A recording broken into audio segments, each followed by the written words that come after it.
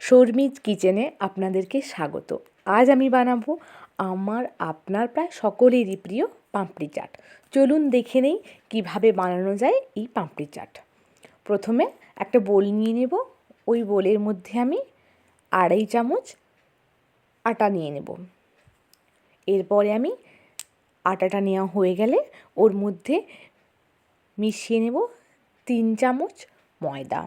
আপনারা কিন্তু চাইলে 2.5 চামচ রাখতে পারেন, কিন্তু আমি একটু 3 চামচ দিয়েছি ময়দাটা। আর নিয়ে নেব সুজি 1 চামচ, স্বাদ মতো নুন।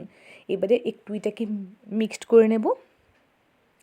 মেশানো হয়ে গেলে আমি এর মধ্যে একটু একটু করে জল দিয়ে ডোটা প্রস্তুত করে নেব। আমরা কিন্তু একবারেই জলটা দেব না, একটু একটু করে দেব। দেখুন আমার ডোটা মাখানো হয়ে গেছে। এবারে আমি এটাকে 10 মিনিটের জন্য রেস্টে দিয়ে দেবো। তারপরে লেচি কেটে নিয়ে বেলা শুরু করব। আমি কিন্তু একটা বড় করে প্রথমে বেলে নেব, তারপরে কোনো একটা গ্লাস বা বাটি বা কারো সাহায্যে আপনারা কেটে নিতে পারেন, কারণ ছোট ছোট হয়ে বেলতে গেলে অনেকটা আমাদের সময় চলে যাবে। এইভাবে আপনারা কেটে নেবেন, তাহলে কম সময়ে অনেকগুলো হয়ে যাবে। দেখুন আমি কেটে নিয়েছি। এবারে কি সুন্দর এটাকে উঠালেই আস্তে আস্তে উঠে যাবে। এইভাবে আমি বাকিগুলো লেচিটা বেলে কেটে নেব। কাটা হয়ে গেছে। আমি কড়াইয়ের মধ্যে তেল দিয়ে দিয়েছি। এবারে একটু তেল দেওয়া হয়ে গেলে তেলটা আমি গরম হওয়ার জন্য ছেড়ে দেবো। তেলটা গরম হয়ে গেছে। এর মধ্যে আমি ছেড়ে দিচ্ছি একটা একটা করে।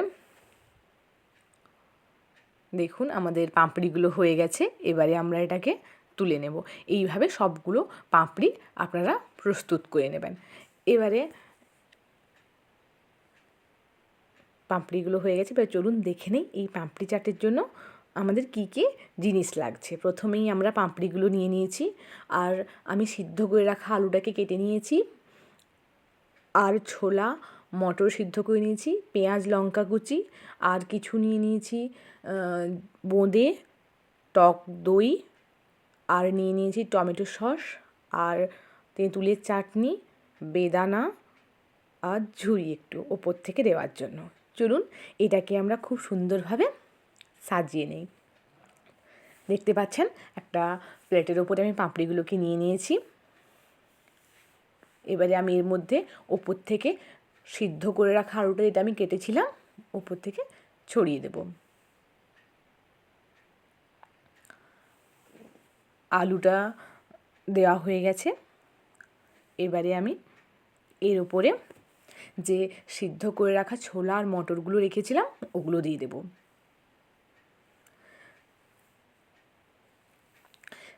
খুব একটা রান্নার চাপ ছাড়াই আমাদের এটা বানানো হয়ে যাবে, খেতেও খুব ভালো লাগে। ছোলা মটরটা দেওয়া হয়ে গেছে। এবারে আমি এর ওপরে পেঁয়াজ আর লঙ্কা কুচিটা ছড়িয়ে নেব। আপনারা যেভাবে স্পাইসিটা চান ওইভাবে লঙ্কা দেবেন। যদি বেশি ঝাল খেতে চান একটু বেশি লঙ্কা দেবেন। আমি 2 লঙ্কা দিয়েছি। এবারে পেঁয়াজ লঙ্কা কুচিটা দেওয়া হয়ে গেছে। এবারে আমি এর উপরে যে বোঁদেটা ছিল ওটা আমি ছড়িয়ে দিচ্ছি। বোঁদে আর এক ধরনের ঝুড়ি ছিল, ওটা আমি উপরে ছড়িয়ে নিলাম। এবারে আমার মনে হলো ছোলা মটরটা হয়তো একটু কম হয়ে গেছে, তাই উপর থেকে আরেকবার একটু ছড়িয়ে নিলাম। এবারে টক দইটা আমি ফেটিয়ে রেখেছিলাম ওটাকে দিয়ে দিচ্ছি। দেওয়া হয়ে গেছে। এবারে আমি টমেটো সসটা এর মধ্যে দিয়ে দিলাম। খুব ভালোভাবে দেবেন যাতে টমেটো সসের মিষ্টি টক দই সবগুলো ফ্লেভার আমাদের মধ্যে ভালো করে জিভে লাগে। এবারে ওপর থেকে আমি তেঁতুলের যে চাটনিটা ওটা দিয়ে দিচ্ছি। সবগুলো জিনিস দেওয়া হয়ে গেছে। এবারে আমি ঝুড়িটা ওপর থেকে ছড়িয়ে দেব। আমার তো দেখেই খুব ইন্টারেস্টিং লাগছে, কখন খাবো। আপনারা অবশ্যই সকলে ট্রাই করবেন আর কমেন্টে আমাকে জানাবেন কেমন লাগছে। এরপরে আমি ওপর থেকে একটু বেদানা দিয়ে দিলাম।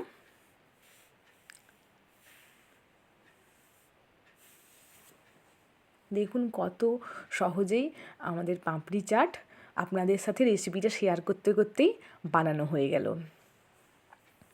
কমপ্লিট আমাদের পাঁপড়ি চাট। আমি তো খাবই, আপনারা খেয়ে অবশ্যই জানাবেন আপনাদের কেমন লাগলো।